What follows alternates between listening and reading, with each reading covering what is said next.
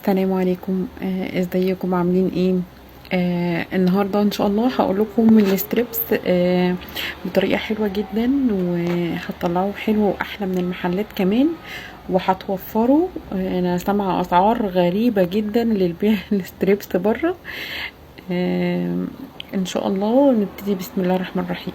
كده انا بجيب الصدور اللي من غير عظم، او تقولي له عايزه فصوص او عايزه فيليه اللي هي من غير عظم. بشيل بس الدهون اللي هي في الجنب ديت. انا مقطعه كله بحيث ان هو يبقى متبل على القليه على طول، عشان ما اضيعش وقت يعني في القليه.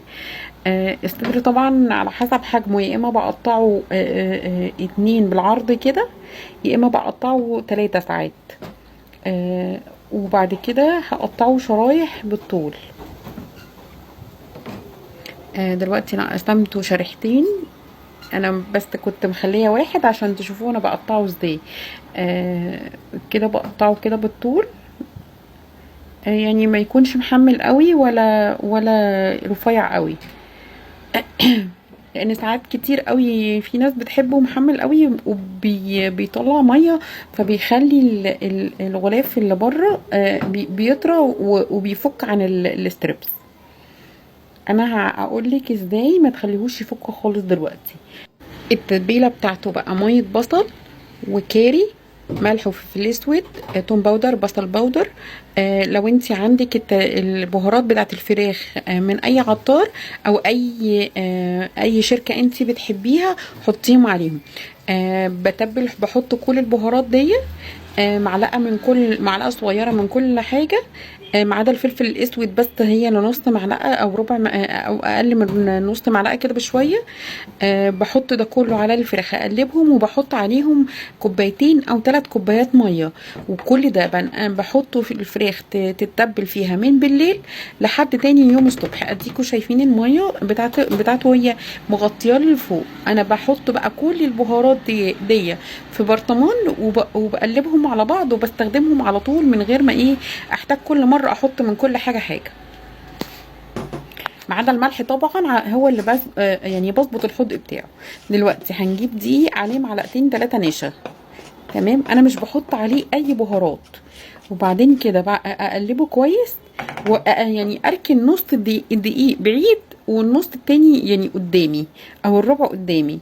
بصوا، كيلو الدقيق بياخد تقريبا حوالي نص كيلو دقيق، او كيلو الا ربع. ساعات بياخد مني كيلو بصراحة عشان اطلعه كويس ويبقى مظبوط. اولا انا باخد شويه من الميه من اللي هو انا نقعاهم في التتبيله، وابتدي اقلبه في الدقيق كده هو زي ما انتم شايفين.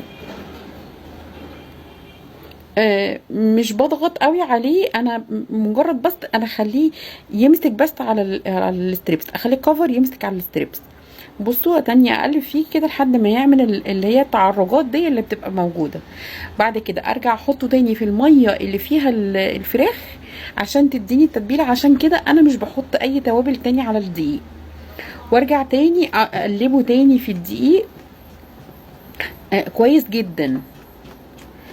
اعمليه 10 مرات، 12 مرة، 15 مرة.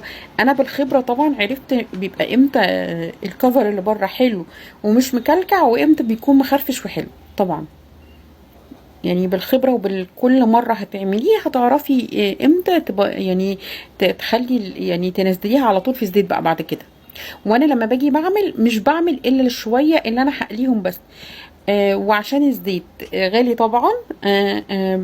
اصغر حلة عندك في اطقم الحلل حطي فيها زيت، عشان احنا ده لازم يتقلي في زيت غزير. فطبعا بعد ما بقعد اقلبه كده لازم يتنفض كويس جدا بقى عشان ما فيش دقيق ينزل في الزيت. وبالرغم من كده برضو بينزل فيه زيت في الدقيق في الزيت. بس احنا كل كام قليه لما تلاقي بقى الزيت يعني معظمه بقى دقيق، بسيب الزيت يهدى، وبعد كده اروح مصفيه الزيت ده في حاجه تانية، وابتدي احطه تاني، واذا كنت محتاجه زيت تاني بروح مزوده. وهكذا. والدقيق برضو خلوا بالكم، عشان احنا بنحط في ميه وبنرجع نحط في الدقيق تاني، فبيحصل فيه تكتلات كده في الدقيق، فلازم كل شويه اصفي امسك المصفى وغربل الدقيق كويس جدا، بحيث ان هو ميبقاش برضو فيه التكتلات اللي جوه الايه الدقيق. زي ما انتم شايفين كده لازم انزل الستريبس على زيت يكون سخن شويه، سخن جامد، وابتدي بقى على عين يعني مش عالي قوي ولا هادي قوي، اروح ايه ابتدي اسيبه لحد ما لازم يكون الستريبس مغمور كده في الزيت عشان يطلع كويس، لان انت لو حطيتيه في حبه زيت صغيرين مش هيطلع حلو. بعد كده انا بستنى عليه مثلا، يعني كل في الحاله الصغيره دي انا مش بحط غير 3 أو 4 بس في القليه في المره، وهما كفايه جدا. هي تقريبا مش بتاخد يعني اقل من 10 دقايق مثلا يعني. انتي تابعيها كده واحده واحده على حسب بقى النار بتاعه البوتاجاز بتاعتك. انا بحطها العين الصغيره وفي حله صغيره زيت زي ما انتم شايفين كده، انا بس عشان الزيت يبقى غامر الايه الستريبس. وبألف هنا وشفا. ممكن بقى تعملي جنبه شويه رز، رز اللي هو الريزو او كده، بنفس التتبيله دي. انا بعمل بصلايه ومعاها جزرايه الاول في الحله بتاعه الرز، واقلبهم شويه لحد ما يتبلوا، واحط التتبيله اللي انا حطيتها على الفراخ على الرز على البصلايه والجزر، وبعد كده بحط الرز اللي انا عايزاه، واسيبه طبعا يستوي. كلوه بألف هنا وشفا، هيعجبكم جدا جدا ما شاء الله. هسيبكم تتفرجوا عليها تاني، اللي انا عدت تاني ازاي الطريقه عشان تركزوا فيها وتعملوها كويس. تاني بقى بروح واخده الدقيق اول مره في الفراخ او اول مره في الدقيق، واسيبه اقلبه حوالي 10 مرات، واروح واخده الفراخ مرجعاها تاني الميه اللي كانت فيها، واروح تاني مرجعاها في الدقيق. دي بعملها كده يعني بعملها تغطيه مرتين. في ناس بتعمل 3 مرات، بس انا شايفه ان المرتين حلوين كويس جدا ما شاء الله.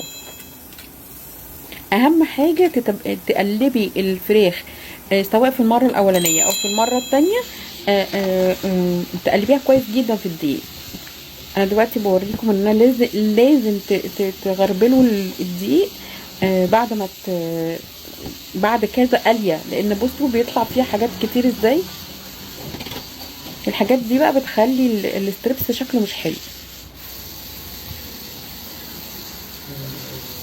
والزيت برضو بعد فترة بيبقى برضو بيركن الدقيق تحت كده، لما تيجي تقلي بيخلي الكفر يبقى طري. فانت كل كام قليه سيبي الدقيق يهدى، وبعد كده سيبي الزيت يهدى، وبعد كده صفيه.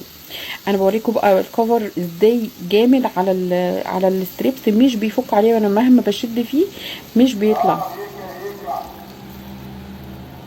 جربوها بألف هنا وشفا، بجد هتوفروا كتير جدا.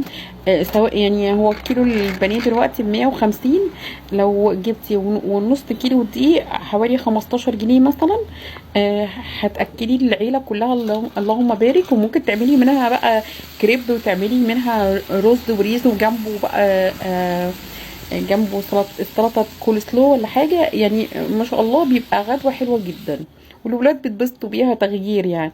وبألف هنا وشفا. اتمنى ان الفيديو يكون عجبكم، واسفه جدا ان انا كنت بتاخر عليه. اتمنى بقى تعملوا لي لايك وشير كده، يعني خلوا البيج تشتغل شويه. انا بطلت والله انزل حاجات على القناه، فيا ريت بس يعني عدم المشاركات دي هي اللي خلتني اوقف كل الشغل يعني.